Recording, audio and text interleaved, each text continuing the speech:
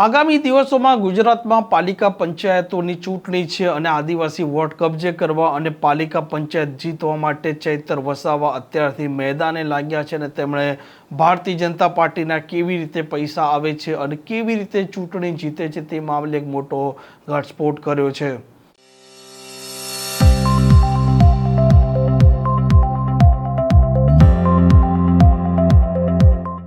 નમસ્કાર, આપ જોઈ રહ્યા છો હોટલાઇન ન્યૂઝ અને હું છું આપણી સાથે તોફિક ગાંચી। આદિવાસી વિસ્તારોમાં આમ આદમી પાર્ટી છે તે તેમની પકડ મજબૂત કરવા માટે ચૈતર વસાવા જે પોતે ડીડીયાપાડાના ધારાસભ્ય છે તેમને ચહેરા તરીકે સ્થાપિત કરી રહ્યા છે, પ્રસ્થાપિત કરી રહ્યા છે, લોન્ચ કરી રહ્યા છે અને ચૈતર વસાવા પણ આવનારા દિવસોમાં પાલિકા પંચાયતની ચૂંટણી જીતવા માટે અત્યારથી મેદાને લાગેલા છે, કામે લાગેલા છે અને જે પ્રકારે હવે સરનો મામલો પણ ગુજરાતમાં આવ્યું છે, આ મતદારો છે તેઓની ફરી એક વખત નોંધણી થવાની છે અને આ જ મામલે ધારાસભ્ય ચૈતર વસાવા એક મોટો ઘટસ્ફોટ કર્યો છે।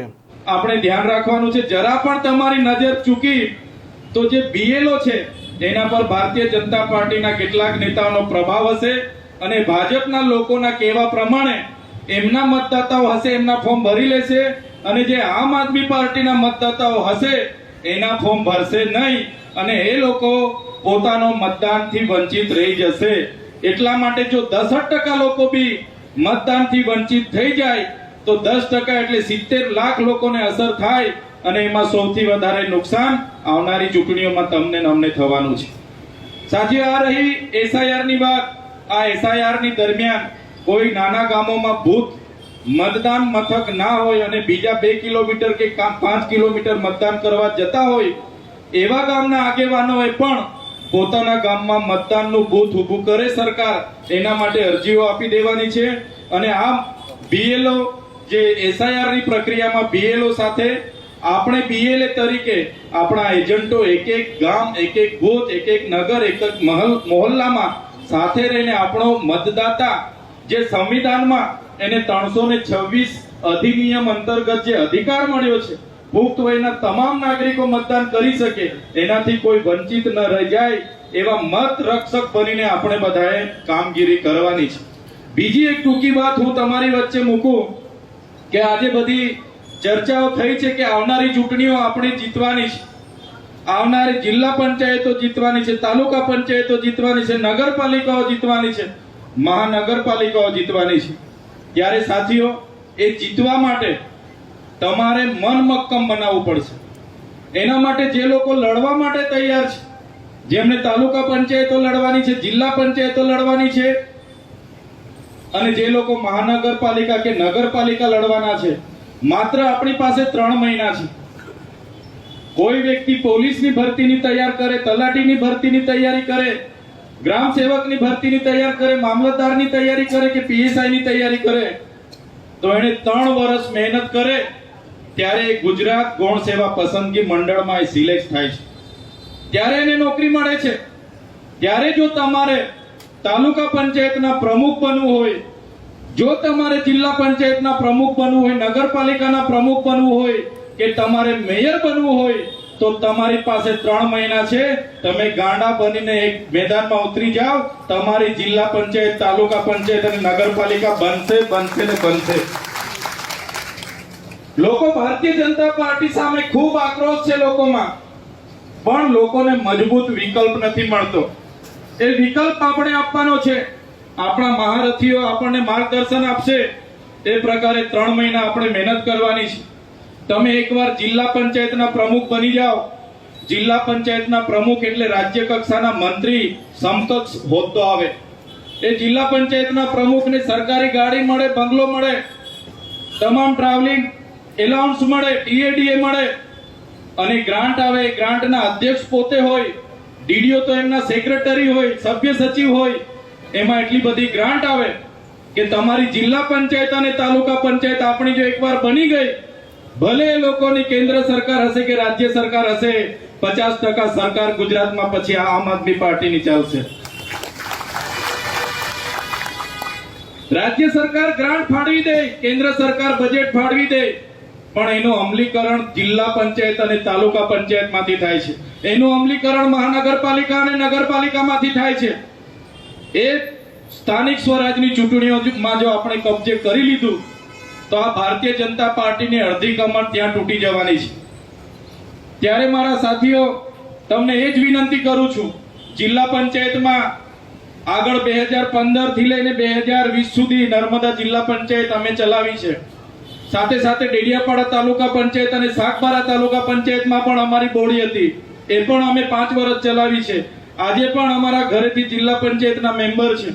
તમે એકવાર જિલ્લા પંચાયતના સભ્ય બનો એટલે તમારી પાસે નાણાં પંચની ગ્રાન્ટ આવે, તમારી પાસે રેતી રોયલ્ટીની ગ્રાન્ટ આવે, તમારી પાસે ગુજરાત પેટર્નની ગ્રાન્ટ આવે, વિવેકાધીન 15%ની ગ્રાન્ટ આવે, એટીવીટીની ગ્રાન્ટ આવે, વિકાસશીલની ગ્રાન્ટ આવે અને કેટલી જાતની ગ્રાન્ટ આવે. તમે આવાસ કરી શકો, તમે રોડ રસ્તા આપણા લોકોના બનાવી શકો, પીવાના પાણીની સુવિધા આપી શકો, ગટર લાઈનની વ્યવસ્થા કરી શકો, તમારા નામના બાકડા મૂકી શકો અને તમે ધારો તે કામ તમે જિલ્લા પંચાયતના સભ્ય તરીકે કરી શકો છો.